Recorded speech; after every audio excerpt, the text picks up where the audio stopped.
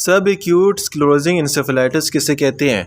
सब acute sclerosing ये भी हमारे पास डीमाइलिनेटिंग डिसऑर्डर है। सब एक्यूट स्क्लेरोसिंग इंसेफेलाइटिस की बात की जाए तो यहाँ पर क्या होता है कि ये एक ऐसी इंसेफेलाइटिस की कंडीशन है, ये हर उस इंसेफेलाइटिस की कंडीशन है जो मोस्ट प्रॉबेबली हमारे पास ब्रेन में होता है और most probably it is because of measle virus.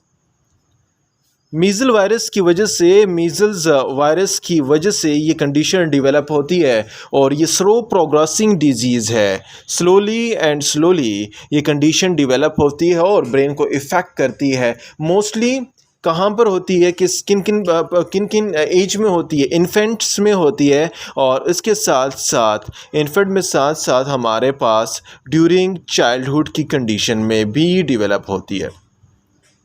Infant और चाइल्डहुड की कंडीशन में डेवलप क्या होती है? इंसेफेलाइटिस आती है और मीज़ल वायरस की वजह से होती है। ये क्या करेगा वायरस? क्या करेगा वायरस? अपने साथ वायरल इंक्लूजन्स बनाएगा इनसाइड द वायरल, हमारे पास वायरल इंक्लूजन्स बनाएगा इन न्यूरॉन के अंदर वायरस वायरल इंक्लूजन बनाएगा और वायरल इंक्लूजन्स कहाँ पर बनाएगा? ग्रे मैटर और इसके साथ साथ वाइट मैटर में ये हमारे पास वायरस क्या बना देगा? इंक्लूजन्स बना देगा। जो वायरल के इंक्लूजन बन गए तो वायरल्स के इन्फेक्शन ऑफ न्यूरॉन्स के ग्रे और वाइट मैटर के इफेक्ट होने की वजह से ये कंडीशन स्क्लेरोजिंग कंडीशन डेवलप होगी और उस स्क्लेरोजिंग कंडीशन का नाम है सब एक्यूट स्क्लेरोजिंग पेनिसिलिटिस। नंबर 5 की अगर मैं बात करूं तो 5 में आता है प्रोग्रेसिव मल्टीफोकल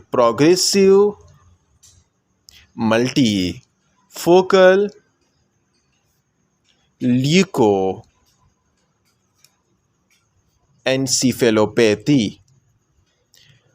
अच्छा, अब ये क्या कौन सी कंडीशन है? प्रोग्रेसिव मल्टीफोकल ल्यूकोएन्सेफेलोपैथी कौन सी कंडीशन है? ये एक ऐसी कंडीशन है जो हमारे पास जो प्रोग्रेसिव तो है लेकिन JC वायरस की वजह से होती है और वो किसे इफेक्ट करता है? वो जस्ट एंड जस्ट ओलिगोडेंड्रोसाइट को इफेक्ट करेगा। ओलिगोडेंड्रोसाइट क्या करते हैं? ओलिगोडेंड्रोसाइट जो हमारे पास है वाइट मैटर बनाते हैं और ये वाइट मैटर को क्या कर देता है? इफेक्ट कर देता है ये वायरस। तो प्रोग्रेसिव मल्टीफोकल ल्यूकोएन्सेफेलोपैथी में ओलिगोडेंड्रोसाइट इफेक्ट होते हैं और इसके साथ साथ इम्यून जो सिस्टम है, इम्यून सिस्टम काम नहीं करेगा ना।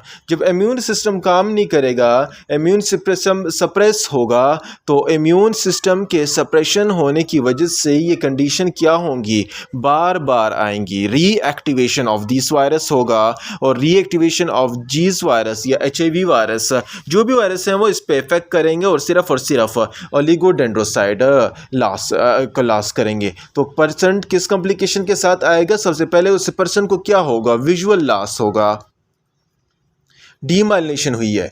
नंबर 2 पे अगर बात की जाए तो उसे वीकनेस होगी और वीकनेस के साथ साथ उसे डीमेंशिया, लॉस ऑफ मेमोरी हो जाएगा और वो इतना कॉम्प्लिकेटेड हो जाएगा that it will leads to death.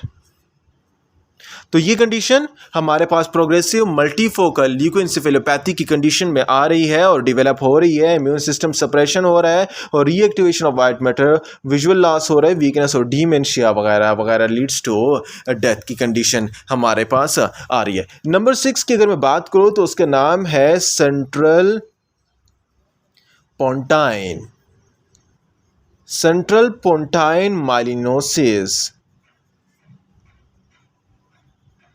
माइलिनोलाइसिस। अच्छा, अभी सेंट्रल पोंटाइन माइलिनोलाइसिस कौन सी कंडीशन है? इसमें क्या होता है? सेंट्रल पोंटाइन माइलिनोलाइसिस की मैं अगर बात की जाए तो ये हमारे पास नाम से ही जाहिर है कि इसमें डीमाइलिनेशन कहाँ पर होगी? पोन्स में होगी। पोन्स के अंदर डीमाइलिनेशन होगी जो हमारे पास एंटीरियर ब्रेन स्टेम का पोर्शन है और ये एंटीरियर ब्रेन स्टेम के पोर्शन में क्या हो जाएगी? डीमाइलिनेशन हो जाएगी। जब डीमाइलिनेशन हो जाए, क्यों? इट इज़ ड्यू टू जब अगर आप IV दें किसी पर्सन्स को ड्यू टू इंट्रावेनस करेक्शन के लिए जो इंट्रावेनस करेक्शन होता है, हाइपोनेट्रेमिया को करेक्ट करने के लिए ज़्यादा जब इंजेक्ट कर दिया जाता है तो उससे ये ब्रेन डैमेज होता है, उससे ये पोन्स वगैरह। ये करेक्शन के लिए, हाइपोनेट्रेमिया को करेक्ट करने के लिए जब इंट्रावेनस इंजेक्शन दिया जाता है, एजुकुलेट किया जाता है, कुछ भी इंजेक्ट किया जाता है, तो उससे हमारे पास ये कंडीशन डेवलप होती है। और नंबर 2, और दूसरे इसके साथ साथ हमारे पास जो लोग क्या है, जो लोग हमारे पास माल नॉरिश्ड पर्सन है, माल नॉरिश्ड पेशेंट जितने भी हैं, माल नॉरिश्ड पेशेंट में जो क्या करते हैं, अल्कोहल यूज़ करते हैं, अल्कोहल यूज़ करके उनको कौन सी डिजीज़ हो जाए, लीवर डिजीज़ हो जाएं, तो उनमें भी हमारे पास स्पॉन्टाइन डैमेज हो जाता है। और ये हमारे पास क्लिनिकली कौन सी कंडीशन में आता है, क्लिनिकली बाइलेटरल पैरालिसिस होगा। बाइलेटरल मीन्स बोथ साइड पे पर्सन का पैरालिसिस हो जाएगा, और उस बाइलेटरल पैरालिसिस से हमारे पास एक सिंड्रोम आएगा जिसका नाम है lock in syndrome. Lock in syndrome की कॉम्प्लिकेशन बाइलेटरल पैरालिसिस और इंट्रावेनस पोन्स को डैमेज हुआ, और माल नॉरिश पेशेंट में जिसमें हमारे पास अल्कोहल यूज़ करके लीवर को क्या कर देते हैं, डैमेज कर देते हैं, तो this complication is called central pontine myelinolysis की condition develop. This is all about, ये हमारे पास डीमाइलिनेटिंग डिसऑर्डर्स हैं जो डीमाइलिनेशन की वजह से होते हैं। इसके बाद अगर हम बात करें तो 2 डीजेनरेटिव डिजीज़ के बारे में पढ़ते हैं कि डीमेंशिया किसे कहते हैं और डीजेनरेटिव डिजीज़ कौन कौन सी हैं। डीमेंशिया एंड डीजेनरेटिव डिसऑर्डर्स की बात की जाए तो डीमेंशिया और डीजेनरेटिव डिजीज़ के बारे में अगर लॉस ऑफ मेमोरी होता है, डीमेंशिया को कहते हैं। इसमें क्या होता है कि इसमें हमारे पास लॉस ऑफ न्यूरॉन्स हो जाता है, न्यूरॉन्स डैमेज हो गए, न्यूरॉन्स का ग्रे मैटर है वो डैमेज होगा। तो ये वाइट मैटर मैंने पढ़ लिया, जब ग्रे मैटर डैमेज हो जाए तो it will leads to this complication. और डैमेज न्यूरॉन्स में क्या हो जाता है, डैमेज न्यूरॉन में प्रोटीन की एक्युमुलेशन हो जाती है। Accumulation of what, accumulation of protein जब डैमेज न्यूरॉन में हो जाए तो this will leads to a dementia in one case. किस केस में, जब आपका कॉर्टेक्स डैमेज हो, जब कॉर्टेक्स का डीजेनरेशन हो जाए, it will leads to what, it will leads to dementia होगा। अगर हमारे पास ब्रेन स्टेम या बेसल गैंग्लिया, ब्रेन स्टेम या बेसल गैंग्लिया डीजेनरेट हो गया है, डैमेज हो गया है, तो it will leads to what, it will leads to a condition of moment disorder. ये हमारे पास मोमेंट डिसऑर्डर की कंडीशन डेवलप कर देगा। ब्रेन स्टेम, बेसल गैंग्लिया दोनों डैमेज हुए तो ये मोमेंट डिसऑर्डर, या सिर्फ और सिर्फ कॉर्टेक्स डैमेज हुआ तो it will leads to a dementia condition. Dementia की कंडीशन, डीजेनरेटिव डिसऑर्डर की कंडीशन में सबसे पहले डिजीज़ है, उसका नाम है अल्जाइमर डिजीज़। अच्छा, अभी अल्जाइमर डिजीज़ किसे कहते हैं और अल्जाइमर डिजीज़ में हमारे पास क्या क्या होता है। मोस्ट कॉमन डिजीज़ है ये हमारे पास, वही बात है कि यहाँ पर डीजेनरेशन ऑफ क्या होगा, कॉर्टेक्स हो जाएगा। कॉर्टेक्स क्या हुआ, कॉर्टेक्स डीजेनरेट हुआ। कॉर्टेक्स इसमें क्या हो जाता है, डीजेनरेट हो जाता है। तो डीजेनरेशन में हमारे पास फीचर्स आती हैं, कौन कौन सी। नंबर 1 फीचर में हमारे पास onset, slow onset memory loss होता है। स्लो ऑनसेट मेमोरी लॉस, हमारे पास स्लो ऑनसेट मेमोरी लॉस, आराम से मेमोरी लॉस होता है। पहले कौन सा, शॉर्ट टर्म से फिर क्या होगा, पहले शॉर्ट टर्म मेमोरी लॉस होता है और फिर उसके बाद हमारे पास लॉन्ग टर्म मेमोरी लॉस होता है। शॉर्ट टर्म से लॉन्ग टर्म मेमोरी लॉस होता है और उसके बाद लॉस ऑफ लर्न मोटर, जितने भी मोटर स्किल हैं वो क्या होंगे, लॉस हो जाएंगे। मोटर स्किल लॉस हुए, लैंग्वेज लॉस हुई, ये सारी कॉम्प्लिकेशन किस में आ रही हैं, बिहेवियरल क्या हो जाएगा, चेंज हो जाएगा। पर्सनैलिटी क्या होगी, पर्सनैलिटी क्या होगी, चेंज हो जाएगी। बिहेवियर चेंज हो जाएगा, पर्सनैलिटी चेंज हो जाएगी। पर्सन एट लास्ट किस कंडीशन में चला जाएगा, म्यूट में, और उसके बाद पर्सन की डेथ हो जाएगी। तो this condition is the condition जिसमें हमारे पास कॉर्टेक्स की डीजेनरेशन हो रही है, स्लो ऑनसेट मेमोरी से शॉर्ट टर्म मेमोरी से long term memory, loss motor skill loss, language behaviour personality change, mute से फिर आखिर में डेथ हो जाएगी। 95% अगर बात करें तो इसकी काजेज़ की, तो ये 95% स्पोरेडिक काज हैं, स्पोरेडिक काज हैं। और इसके साथ साथ आपको पता होना चाहिए कि ये हमारे पास एज 60 के बाद, एज 60 के बाद 5 ईयर होने के बाद, एवरी 5 ईयर यहाँ पर इसका रिस्क क्या हो जाता है, ज़्यादा हो जाता है।